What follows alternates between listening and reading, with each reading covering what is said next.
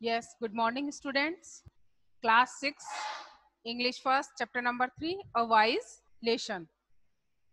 वापस रिपीट कर रही हूँ. Chapter number 3, class 6, English first, a wise lesson. Students, ये एक चैप्टर छोटी सी शॉर्ट स्टोरी है और ये एक फोक टेल्स भी है. फोक टेल्स क्या होती है? Folk tales are the story which are pass down from one generation to another by word to mouth. यानी एक ऐसी स्टोरी जो एक जनरेशन से दूसरे जनरेशन की तरफ जाती है. Through these tales are ethics of the culture are told the young and the old. और ये सबके लिए ही वैल्यूएबल होती है.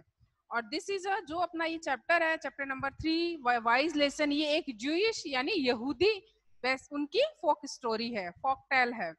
Yes, we will start our chapter. In first paragraph, we see in a town on a remote island lived a God-fearing man whose wife couldn't have a children. यानी एक island पर एक भगवान से डरने वाला एक इंसान रहता था, लेकिन उसकी वाइफ के could not have a children नहीं थे. One day, however, she became pregnant, and her husband, rejoicing in her heart at the glad tidings, said, "You will give birth to a son who will be the comfort of our soul and the delight of our hearts. I will educate him and bring him up well, and he shall inherit my good name and increase my renown." According to this story and this paragraph, कि एक person होता है जो एक island पे रहता है, लेकिन उसकी वाइफ के चिल्ड्रन नहीं होते हैं, लेकिन अचानक से उन्हें एक ये गुड न्यूज मिलती है जिससे कि वो वाइफ और वो हस्बैंड बहुत ज्यादा हैप्पी हो जाते हैं. अब वो क्या बोलता है हस्बैंड बहुत ज्यादा खुश होने के बाद में कि जब आप तुम मेरे सन को बर्थ करोगी, जन्म दोगी, will be the comfort of our soul. वो मुझे क्या क्या चीजें देंगे, इसके लिए इट मीन्स वो पहले से ही आइडियाज लगा लेता है, अपनी डिजायर एक्सप्रेस करता है कि आई विल एजुकेटेड हिम, मैं उसको अच्छे से पढ़ाऊंगा, एंड जैसे ही वो बड़ा होगा तो वो मुझे फेमस करेगा, फेम करेगा, मुझे प्रसिद्ध कर देगा लोगों के अंदर. Thus spoke the happy potential father, but his wife replied, "You speak foolish words, for the future is unknown to you."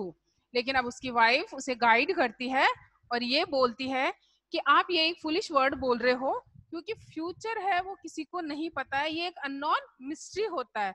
How do you know that my child birth is going well, that I शिल give a birth to ए सन. आपको कैसे पता कि जो मैं जिस child को birth करूंगी वो एक सन होगा, and not to a daughter, एक डॉटर नहीं होगी. That the child is going to live long, that it is going to be robust and health.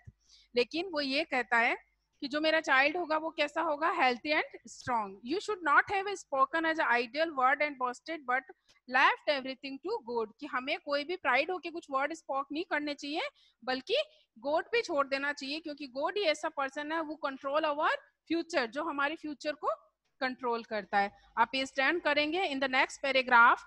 It may befall you as it once befell a certain dervish. What do you mean by dervish? Dervish is a mean of fakir. At a son says, when her husband asked her what had happened to the dervish, she told him the following tale. यानी जो wife है वो अपने husband को guide करती है, उसको motivate करती है, एटलीस्ट उसको इंस्ट्रक्ट करती है कि हमें कुछ भी ऐसा नहीं बोलना चाहिए जो फ्यूचर से रिलेटेड हो, क्योंकि फ्यूचर में क्या होगा वो हमें नहीं पता. एक गॉड ही ऐसा पावर है जो हमारे फ्यूचर को, हमारे आने वाले कल को, टुमारो को कंट्रोल करता है. और वो उसको अब एक अपने हस्बैंड को एक स्टोरी सुनाती है कि ऐसा एक इंसिडेंट एक किसी फकीर के साथ हो चुका है. अब वो इंसिडेंट क्या है हम ये नेक्स्ट पैराग्राफ में देखते हैं. There was a once a dervish in a service of a king. एक जो dervish था, एक फकीर था, वो किंग की सर्विस करता था. The king used to give him a piece of cake and bowl of a honey daily. और वो उसको क्या देता था किंग, पीस ऑफ केक और एक हनी का फिल किया हुआ bowl. The dervish used to eat the cake and put the honey into a jar which he always carries upon his head.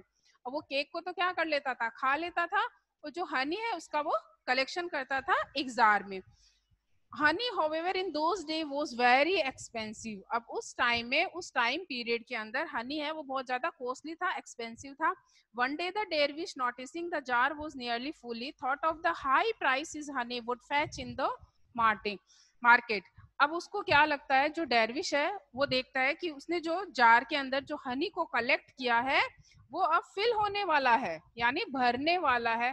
अब वो ये सोचता है इस हनी को मैं मार्केट में ले जाऊंगा और सेल कर दूंगा। क्लियर? और सेल करने के बाद में उसको खूब सारा मनी मिलेगा। The next paragraph, I am going to sell my honey for a piece of gold and buy 10 ship. अब मैं हनी को जब सेल करूंगा तो उससे जो मुझे मनी मिलेगा उससे मैं क्या लेके आऊंगा, एक पीस ऑफ गोल्ड और sheep, all which of going to give birth to lamb, so that in the course of 1 year I am going to have a 20 sheep। और वो जो शीप होगी वो भी नेक्स्ट लैम को बर्थ करेगी, तो मेरे पास क्या होगी, खूब सारी शीप्स हो जाएगी। Then for sure their number will be steadily increase. उनका जो नंबर है यानी उनकी जो काउंटिंग है, उनकी जो संख्या है वो डे बाय डे इंक्रीज होगी या एवरी ईयर इंक्रीज होगी, क्योंकि जो एवरी शीप है वो किसी न किसी लैम को बर्थ करेगी, जन्म देगी। And in 4 years I shall be owner for your 100 sheeps. और मेरे पास कम से कम मैं कितनी शीप्स का ऑनर बन जाऊंगा, 400 शीप का। I sell that buy a cow and a ox and acquire a piece of land. और अब मेरे पास जब और मनी आ जाएगा तो मैं ऑक्स और काउ परचेज कर लूंगा। My cows will give birth to calves and the ox will be useful me ploughing my land. अब जो काउ है वो क्या करेगी, अपने दूसरे बच्चों को बर्थ करेगी, जन्म देगी, और जो ऑक्स है वो मेरी फील्ड में मेरे यूज आएगा। While the cows will provide with me milk. और काउ मेरे लिए मुझे क्या देगी, मिल्क देगी। In a 5 years time, the number of my cattle will have increased considerably and I shall be the possessor of great wealth। और अब मेरे पास क्या होगा, खूब सारी वेल्थ हो जाएगी, क्योंकि जो मेरी कैटल है, जो मेरे एनिमल्स की ये फैमिली है वो इंक्रीज होती जाएगी। The next line, I shall then build a magnificent house. अब मैं एक मैग्निफिशेंट हाउस बनाऊंगा। Acquire slaves and maid servants. अब मैं मेरे घर में क्या करूंगा, मेड सर्वेंट और स्लेव्स यानी जो गुलाम होते हैं, यानी वर्क करने के लिए एटलीस्ट मैं ये बोल सकती हूँ कि वो अपने नौकर रखेगा, सर्वेंट्स रखेगा। And marry a beautiful women way noble descent. और एक अच्छी फैमिली की ब्यूटीफुल लेडी से मैं मैरी कर लूंगा, शादी कर लूंगा। शी विल बियर मी ए सन। वो भी मुझे एक सन बर्थ करेगी। ए रोबस्ट एंड ब्यूटीफुल चाइल्ड। और वो चाइल्ड भी कैसा होगा, ब्यूटीफुल, हेल्थी और strong. A lucky star will shine at the moment of his birth. और उस टाइम एक लकी स्टार आएगा, कब आएगा, जब वो मेरी वाइफ है एक सन को बर्थ करेगी। Then he will be happy and blessed. अब वो बहुत खुश होता है। And bring honour to my name after my death. अब ये क्या करेगा, मेरे नेम को आगे ले जाएगा, यानी ये भी मुझे नेम एंड फेम देगा। The next line, should he however refuse to obey me. Next line में ये जो फकीर है, जो ये अपनी स्टोरी बता रहा है, जो डेरविश है, वो ये कह रहा है यदि उसने मुझे रिफ्यूज किया, यानी मेरी किसी बात को उसने नहीं माना, मेरी जो कोई भी ऑर्डर है उसने उसको फॉलो नहीं किया, I will be beat him with the stick. मैं उसे उसकी स्टिक से बीट करूंगा, यानी पिटाई कर दूंगा, मारूंगा। And the dervish was so caught up in the his day dream. अब ये जो डेरविश था वो किस में होता है, डे ड्रीम में, यानी सपने में होता है। And he raise his stick. वो स्टिक उठाता है। And which hit the jar and broke it. और वो स्टिक उसके जो हनी से फुल किया हुआ जार था उसको लग जाता है और वो ब्रोक हो जाता है, टूट जाता है। The jar of honey along with his day dream was lost. और उस जार के टूटने के साथ ही उसके सारे जो डे ड्रीम्स थे वो क्या होते हैं, लॉस्ट हो जाते हैं, खो जाते हैं, फिनिश हो जाते हैं। I have told you the story. अब उसकी वाइफ बोल रही है कि मैंने जो आपको ये स्टोरी बताई है, continue the wife of the pious man, just you give you a lesson that is not wise to speak things that the uncertain. यानी हमें ऐसी चीजों के बारे में नहीं बोलना चाहिए जो अनसर्टेन हो, यानी जो फिक्स नहीं हो। Remember the words of King Solomon. हमें किंग सोलोमन के वो वर्ड्स याद रखने चाहिए। Who said do not boast yourself. हमें अपने आप पे प्राइड नहीं करना चाहिए। For you do not know what will happen to the next.